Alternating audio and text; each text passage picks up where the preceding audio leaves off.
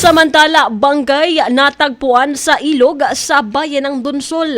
Alamin natin ang buong detalye ng balita. Nasa linya si Megapo Patrol number 16, James Olikino. Bicol Network News Report!